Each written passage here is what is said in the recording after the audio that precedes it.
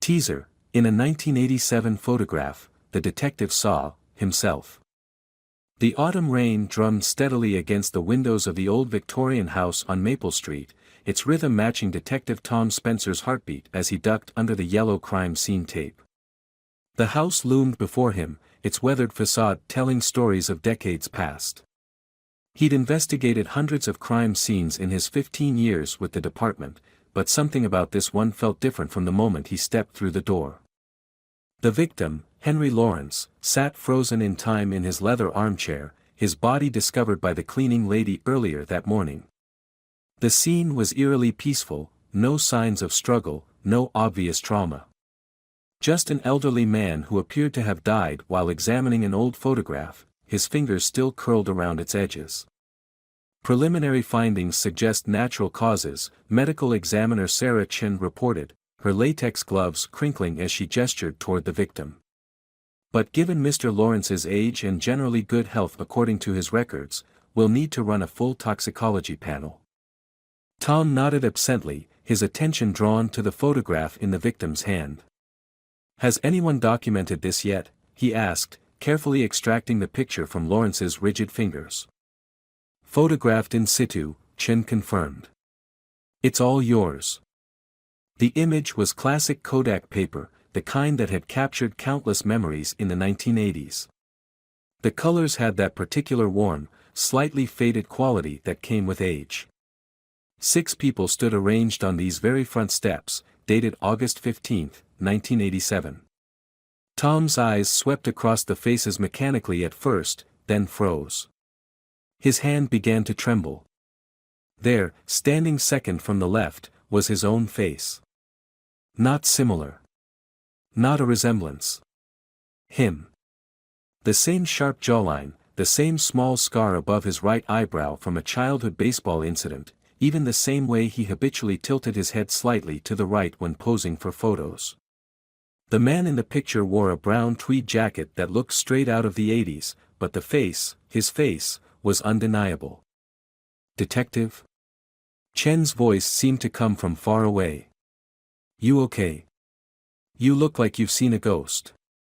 Tom sank onto the nearby sofa, the leather creaking under his weight. The room suddenly felt too warm, too close. Sarah, what would you say if I told you I was 6 years old when this picture was taken? Chen raised an eyebrow, glancing between Tom and the photograph. I'd say you're having a vivid hallucination. That's clearly you, probably late 30s or early 40s, just like you are now.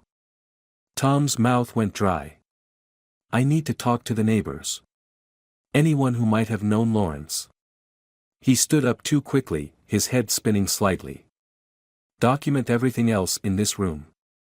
I want to know what he was doing in his final hours. The house next door was a nearly identical Victorian, its paint slightly fresher but still showing its age. Martha Davis, a woman in her 70s with sharp eyes behind wire-rimmed glasses, answered on the third knock. Oh, Detective Spencer, she said, recognition lighting up her face. I wondered when you'd come back. The words hit him like a physical blow. Back? Well, yes. Though I suppose it's been a while since your last visit to Henry. She ushered him inside, the interior smelling of tea and old books. Such a shame about him. I heard the sirens this morning.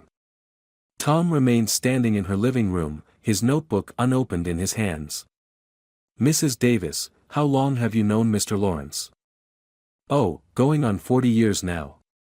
He moved in back in '83, and you started visiting a few years after that. The whole group of you would meet at his house. The group in the photograph, Tom said carefully, pulling out the image. You recognize this? Mrs. Davis adjusted her glasses. Of course. That was taken at one of your regular gatherings. There's Henry, and Margaret Wilson, she passed in '95, poor dear. And you, of course. You always wore that brown tweed jacket back then. Bit old-fashioned even for the '80s, if you ask me. Tom's hand tightened on the photograph. Mrs. Davis, I need you to understand something. I'm 43 years old. In 1987, I was 6 years old. The old woman's brow furrowed. Don't be ridiculous. You haven't aged a day since then, I'll grant you that, but you were definitely there. All those discussions about quantum physics and theoretical time. She trailed off, looking troubled. Though now that you mention it, it is rather strange. You look exactly the same. Tom's police training kicked in, steadying him. Tell me about these discussions. What exactly did they talk about? Oh, it was all over my head. Henry was brilliant, you know. Worked at some government research facility before retiring. They would talk about parallel universes, time loops, something about quantum entanglement. Margaret was the only one who seemed to really understand it all, besides you and Henry. A chill ran down Tom's spine. Did anything unusual ever happen during these meetings? Mrs. Davis's eyes grew distant. There was one night, must have been late 87 or early 88. A strange light in Henry's basement, like nothing I'd ever seen. The power went out on the whole block. When it came back on. She hesitated. Well, that was the last time I saw Margaret. Henry said she'd moved away suddenly, but she left all her things in her house. Her car was still in her garage. I always wondered. Tom's phone buzzed, a text from Sarah Chen, you need to see this. Found something in the basement. He thanked Mrs. Davis and walked back to the crime scene, his mind racing. The photograph felt heavy in his pocket, like it was pulling him towards something he wasn't sure he wanted to discover. The basement door was open, yellow crime scene tape marking the threshold. Sarah stood at the bottom of the stairs, her flashlight beam illuminating what looked like old scientific equipment, covered in decades of dust. But it was the wall that caught Tom's attention. Hundreds of photographs, yellowed with age, were pinned to a large corkboard. And in every single one, spanning what looked like decades, was his face. Unchanged. Unaged. In some, he was alone. In others, with different groups of people, different backgrounds, different eras. Tom, Sarah said quietly, the oldest one we've found so far is dated 1962. His legs felt weak. He gripped the railing, metal cold under his palm. That's impossible. I wasn't even born then. There's more. Sarah pointed her flashlight at a metal desk in the corner. We found a journal. You should read it yourself. The leather-bound notebook was thick with inserted papers and dog-eared pages. Tom opened it with trembling fingers, recognizing Henry Lawrence's neat handwriting. August 15, 1987. The experiment was successful, but the cost. God help me, the cost. Margaret insisted we proceed despite the anomalous readings. We couldn't have known what would happen when we activated the quantum field. Tom warned us, or rather, he tried to. Now I understand why he always looked so haunted. He knew because he had already lived it. The loop is closing, but I don't know how to stop it. September 3, 1987. Another visit from Tom today. Not our Tom, he disappeared with Margaret during the incident. This one is younger, doesn't know anything yet. Says he's a detective investigating Margaret's disappearance. I couldn't tell him the truth. How do you tell a man he's going to spend decades trapped in a temporal loop, trying to prevent a disaster that's already happened?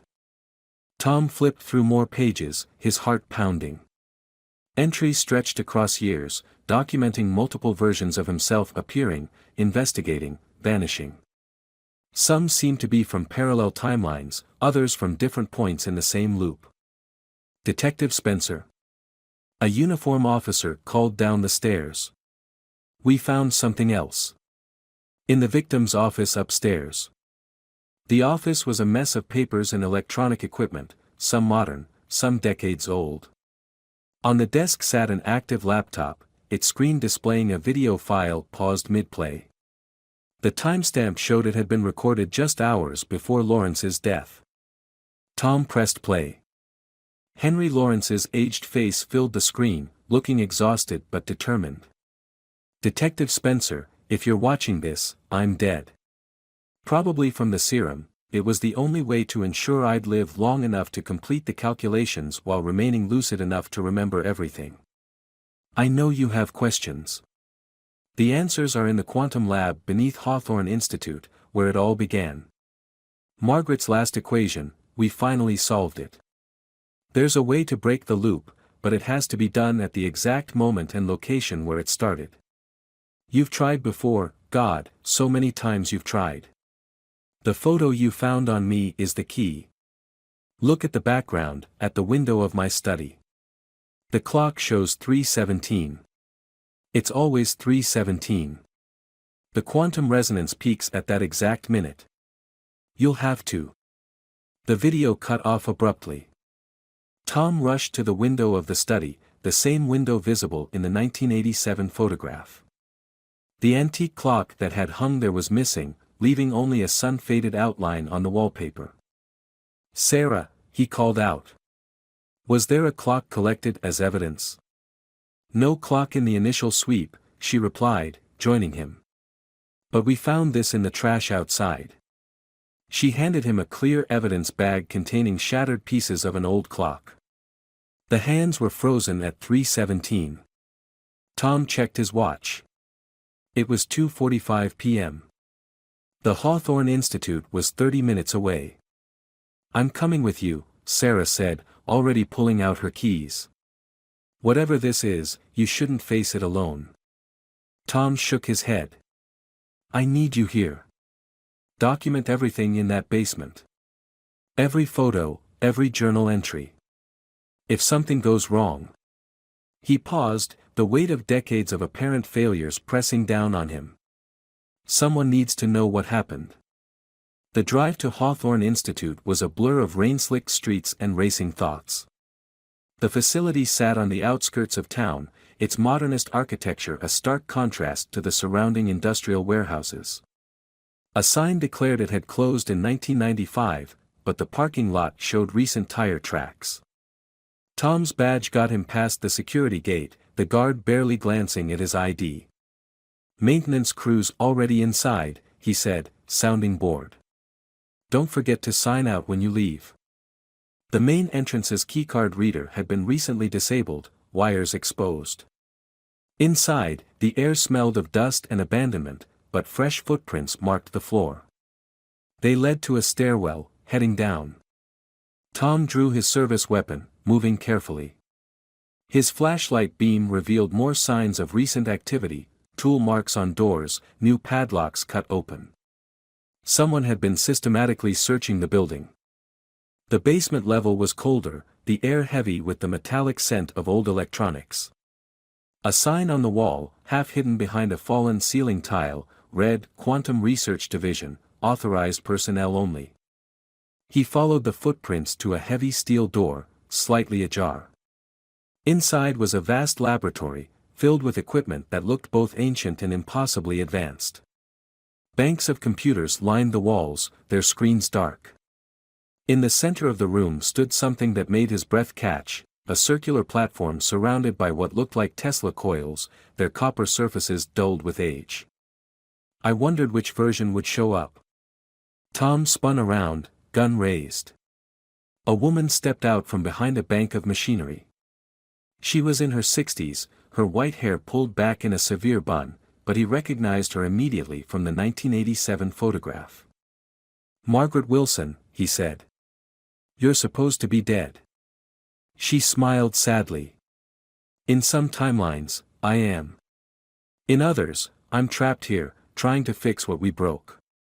The quantum field was never meant to be stable at a macro level. We created a temporal fracture point, and you got caught in it. Or rather, the first version of you did. The detective investigating your disappearance, Tom said, pieces clicking into place. Yes.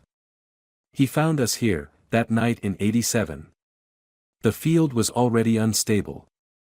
When he tried to shut down the experiment. She gestured at the machinery around them.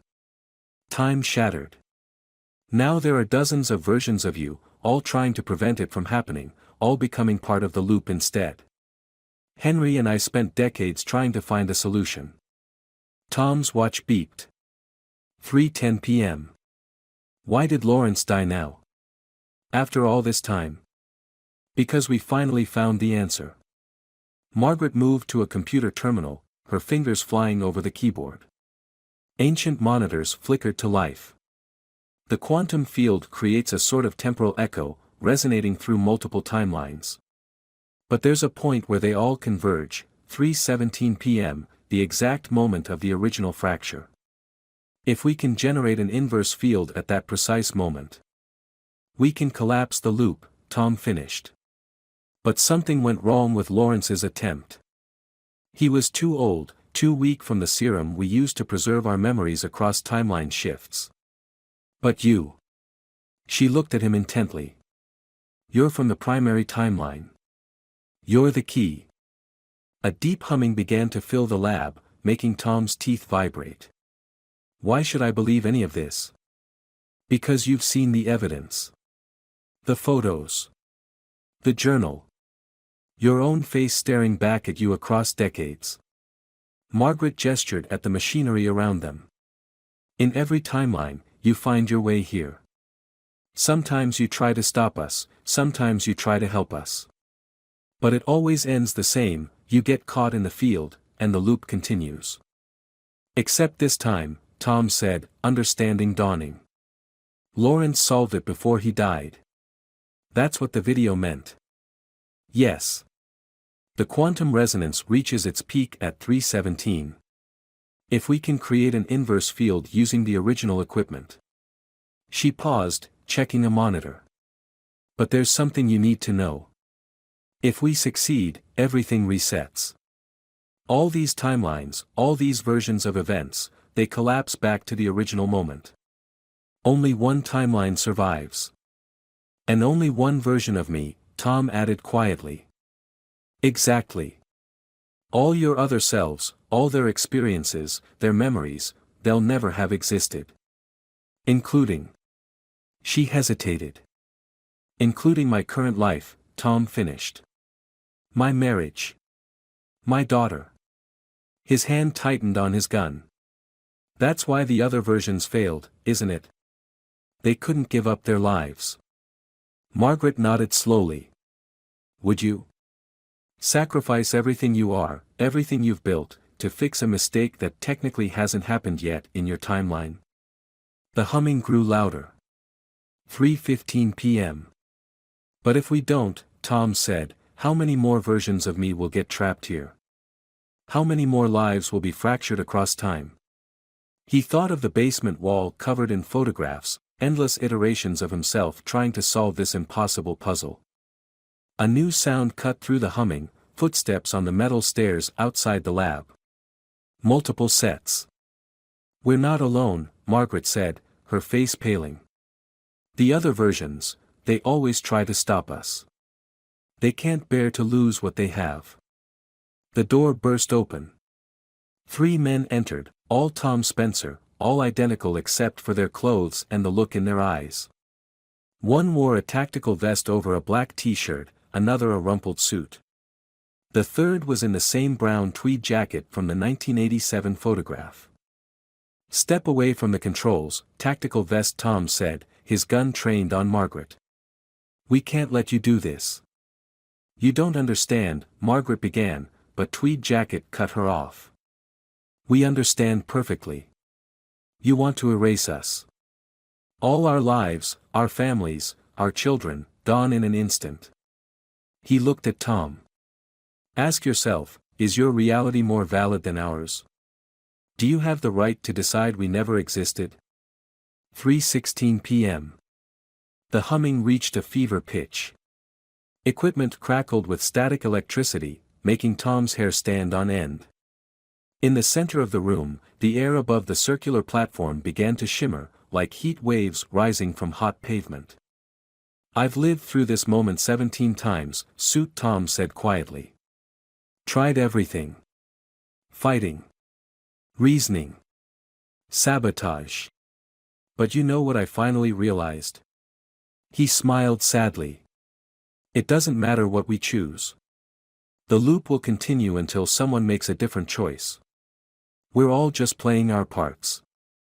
The words hung in the air as equipment sparked and crackled around them.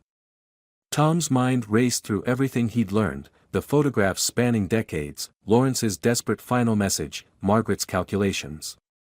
Each version of himself represented a different choice, a different attempt to solve this impossible puzzle. You're wrong, Tom said finally. We're not playing parts. We're making the same choice over and over because it's the right one. He looked at his counterparts. How many more lives will be fractured if we don't end this?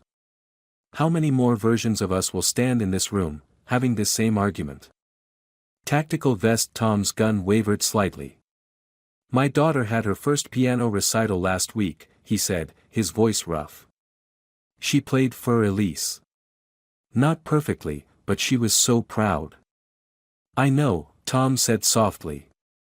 Emily's been practicing for months. Claire recorded it on her phone. He saw the shock in his counterpart's eyes. We're the same person. We have the same memories, the same love for them. That's why we have to end this. The air above the platform was rippling now, reality itself seeming to bend and distort. Arcs of energy crackled between the Tesla coils.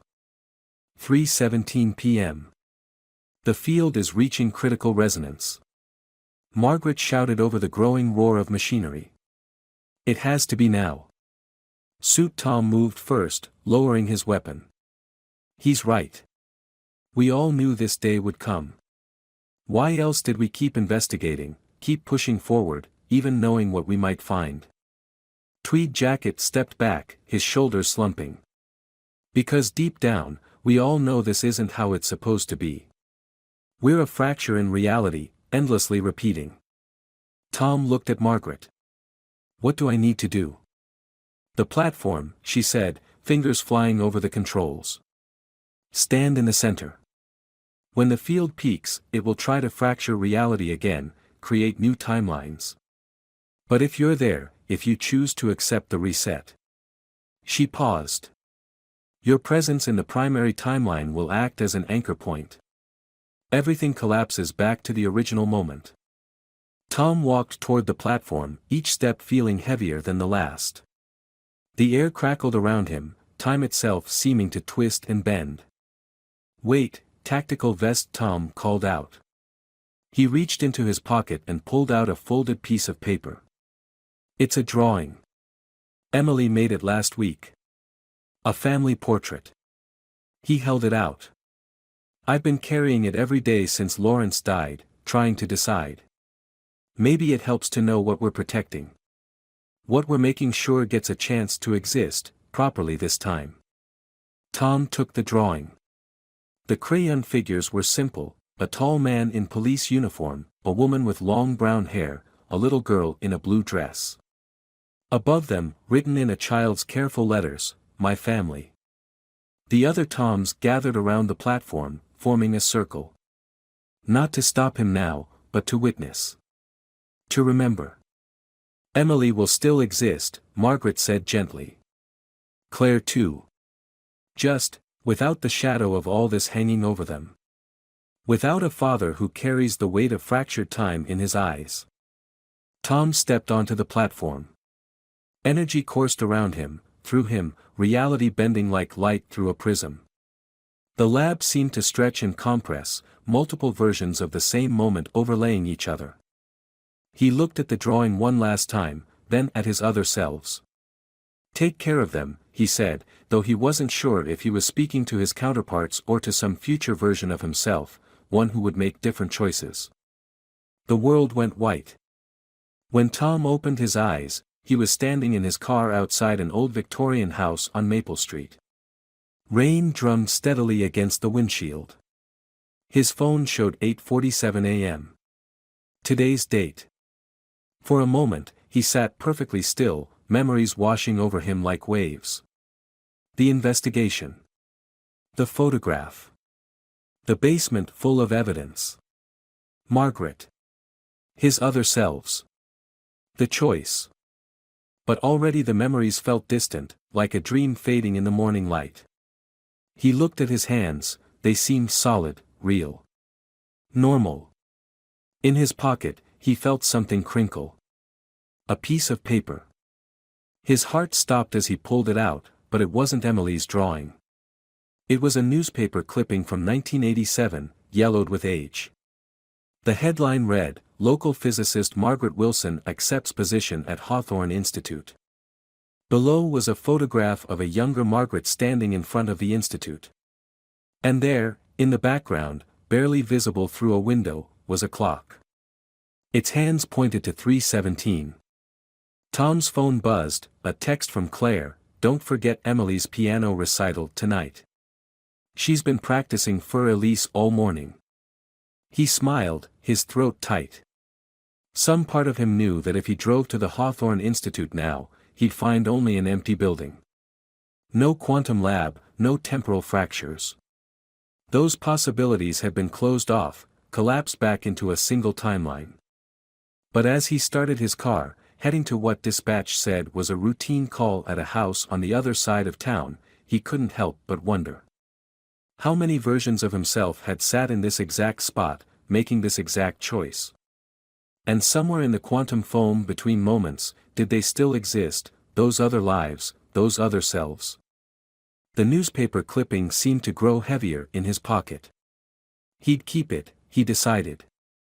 Not as evidence, there was nothing left to investigate now. But as a reminder that reality was stranger than any detective could imagine, and that sometimes the greatest mysteries were the ones we chose to leave unsolved. Rain continued to fall as he drove away from Maple Street, time flowing forward in its proper course at last. Behind him, in the old Victorian house, a clock that would now never be broken ticked steadily on. 3:17 came and went, unmarked and unremarkable. Just another minute on just another day. Exactly as it should be.